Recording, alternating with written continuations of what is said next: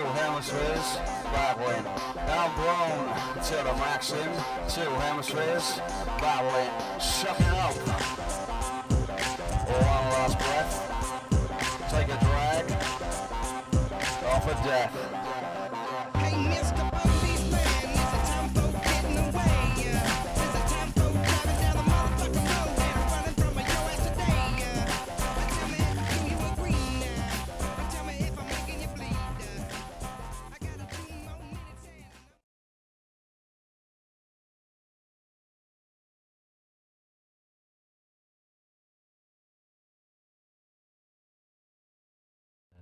Donc il n'y a pas de 27e lettre, mais une 26e, et c'est un Z comme, non pas Zoro, mais comme zéro. Zéro, dérivé de l'arabe sir, qui signifie vide. Le zéro, c'est l'absence, l'élément neutre, la nullité, le rien. Alors Dominique, vaste question pour terminer.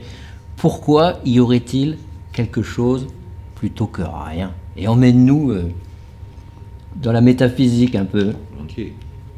Volontiers. D'autant que le philosophe dont je me réclame le plus souvent, que je cite le plus souvent, je pense à Hegel. Je ne suis pas un hegelien. Il y a des choses qui ne me plaisent pas dans Hegel. Je ne souscris pas à la totalité de Hegel, mais c'est celui qui me semble couvrir le plus cette adéquation au vrai et au réel qui est le but des philosophes, c'est tout. Pourquoi je parle de Hegel? Parce que c'est le philosophe de la négativité. S'il n'y avait pas le zéro, il n'y aurait pas la dialectique. Tout à l'heure, j'ai fait allusion à Malraux qui disait entre les communistes et nous, il n'y a rien en 1945. Il y a zéro, quoi. Et ce zéro qui est devenu un tout. Depuis Mitterrand jusqu'à en gros, quoi. La droite anti-gaulliste et la gauche anticommuniste est devenue un tout. Ça vous dirige depuis les années 70. Donc, je prends très au sérieux cette question du néant et du zéro. Quantité historiquement renoncée de justice, les Arabes, les mathématiciens arabes eux-mêmes le proclament, c'est les hindous qui ont été les premiers à la mettre au point, et c'est les commerçants arabes qui, avec leur import-export, si je puis dire, Mokhtar import-export, ont fait la médiation, au sens strict par les bateaux, de l'Inde jusqu'à chez nous, quoi. Et ça a permis de créer l'algèbre, alors qu'on a été encore à l'arithmétique, nous. Algèbre étant un mot arabe, comme chacun sait. Donc, le zéro, c'est peut-être l'essence même de l'homme. L'homme sans qualité.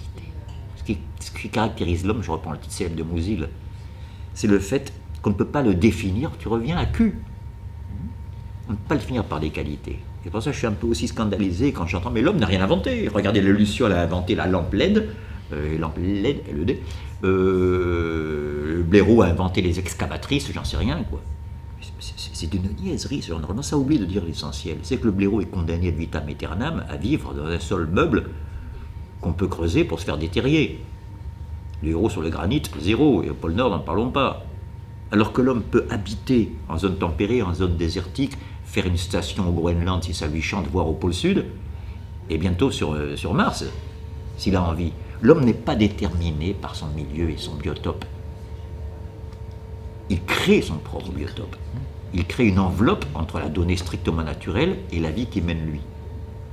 Et cette enveloppe entre les deux s'appelle la cité, dans son sens le plus extensif et peut-être le plus sacré quelque part. C'est pas une cité, un modèle, ni grec, ni rien. La cité, c'est-à-dire pas seulement cet agrégat qu'on désigne seulement de société quand c'est réducteur, mais la cité avec cette organisation. Donc le zéro, c'est capital, c'est que l'homme par lui-même, il n'est rien. Et là, je vais le démontrer grâce à Pascal maintenant, qui connaissait bien le problème du zéro. Oui, le vide, oui. Il ne faut pas oublier que Pascal meurt au moment où le calcul infinitésimal est en train de se mettre au point. Et que Leibniz, apprenant la mort de Pascal, a essayé de faire une course pour être le premier à avoir accès à ses manuscrits. Puisque les travaux de Pascal sur le triangle de Pascal, comme on l'appelle aujourd'hui dans les écoles, a permis de résoudre l'énigme de Zénon, là, du continu et du discontinu, mais ne nous égarons pas. Donc, qui est lié à l'action du zéro et de l'infini. Je vais être très précis. Pascal, qui est mathématicien et immense penseur, donc je veux dire, il faut voir aussi ce que c'est précis les phrases qu'il dit à un moment donné, le fini s'anéantit devant l'infini. Ça veut dire 1, 10, 100, 1000, 1 million, tout ça c'est aussi néant en présence de l'infini. 1000 par rapport à 1, c'est beaucoup, mais 1001 par rapport à l'infini, c'est aussi 0 que le reste. Le fini s'anéantit, ça dit bien, au sens mathématique, s'anéantit. Y égale 0, à un moment donné, il y a un point, le fini s'anéantit devant l'infini. Quel rapport avec ce que je suis en train de dire? L'homme.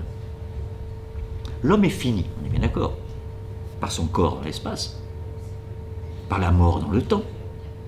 L'homme est fini.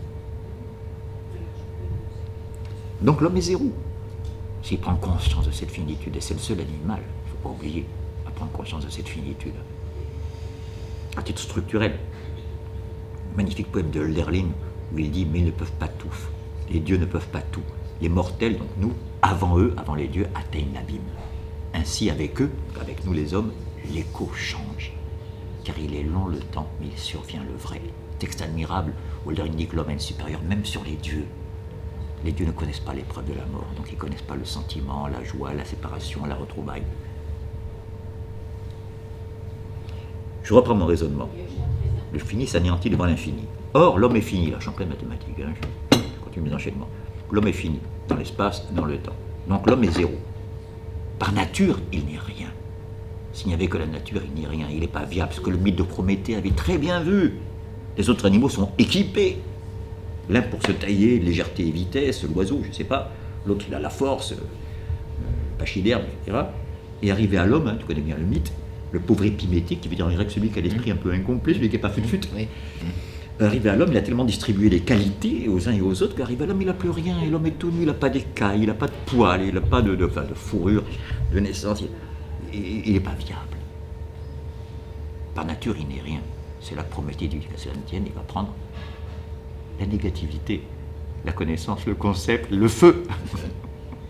Le feu, c'est la suppression. Hein. Le feu consume son combustible. Il n'y a flamme que pour autant que le bois n'est plus. Le bois ou le papier ou le combustible n'est pas. La flamme est dialectique. Elle est dans la mesure où autre chose n'est pas. Et il en est de même du rapport de l'homme à la donnée naturelle, etc.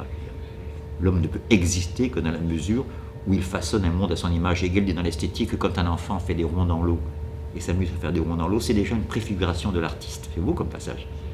C'est une manière de reconnaître quelque part dans le réel, qui semble indifférent à lui-même, quelque part un écho à sa propre action. Il reconnaît sa propre image dedans.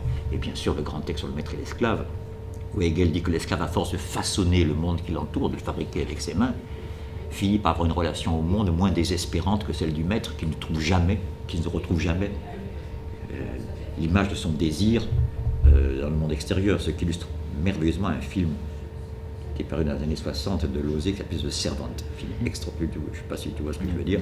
Voilà, où on voit que le maître, à quel point il est esclave de l'esclave, quand l'esclave décide de se mettre en grève, quand le domestique anglais dit ben, débrouille-toi. Oh, mais il y a des cendres sur le parquet, ben, moi je suis habitué à les ramasser, toi non, moi je m'en fous. Hein. Voilà. Donc, ce 0 est capital parce qu'on néglige cette négativité chez l'homme. C'est même ce qu'il y a de plus négligé. Je reparle de Lordon. C'est pas un hasard qui se réclame tous de Spinoza qui est l'affirmation de la positivité absolue. C'est le point faible chez Spinoza. Et Dieu sait, si je rends hommage à Spinoza, je suis un hegelien.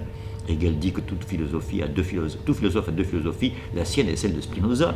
D'accord? Mais enfin, il y a une détermination de l'époque qui impose des limites aussi.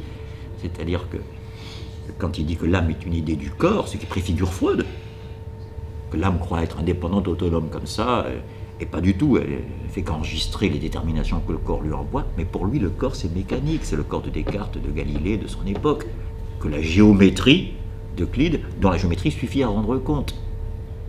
La logique de l'identité, on est loin de la logique dialectique, qui intègre la contradiction et donc la négation. C'est le point faible, il n'y a pas de négativité, c'est pour ça qu'il est tellement en vogue, par cette idéologie dominante qui nie en l'homme toute négativité, qui voudrait réaffirmer la positivité. Quoi. De quoi? De la classe dominante, c'est quand même extraordinaire. Et c'est ainsi que les droits de l'homme, une positivité, on va l'imposer par le fer et par le feu, qui a intérêt pour les droits de l'homme, hein, sinon on débarque avec les marines, les GIs, et on te bombarde pendant 3 générations. C'est quand même extraordinaire. Donc voilà, c'est toute une dialectique de la négativité du positif et de la positivité du négatif, je ne veux pas brouiller les cartes, pardon, mais tout de même, je veux dire, et l'art le montre bien, il fallait qu'il y ait ce côté 0 chez l'homme pour le pousser à la création, à la créativité. C'est-à-dire que l'homme ne peut être à l'aise, à la différence de n'importe quel animal, que dans un monde qui porte son empreinte. Parce que sinon, il est zéro. D'où le désir infini chez l'homme. C'est pour ça que je me méfie de dire maintenant on consomme trop, ou ceci. C'est à partir de quelle époque, de quelle année, tout d'un coup on a franchi, on est passé du pas assez au trop. Moi j'aimerais bien savoir. Moi je pense que le désir est infini. Donc il n'y aura jamais de suffisance à ce niveau-là. Pas de tout, hein. Mais comme Socrate il y a Calicès dans le Gorgias. Alors tu dis que c'est l'homme qui possède le plus qui doit régner dans la cité, donc il faut avoir 40 chapeaux sur la tête et 30 paires de chaussures aux pieds. L'autre il est exaspéré. Non, je dis pas ça. Mais voilà, je réaffirme la négativité humaine dans Hegel, dans un texte saisissant de jeunesse, dit que c'est elle qu'on voit quand on regarde un homme dans les yeux. Et c'est pour ça qu'il est si difficile et qu'aucun animal ne supporte le regard de l'homme. Il dit parce que là, la mort s'est retirée. Tu vois le négatif. Et il dit c'est la nuit de l'être qui s'avance ici à la rencontre de chacun. Oh.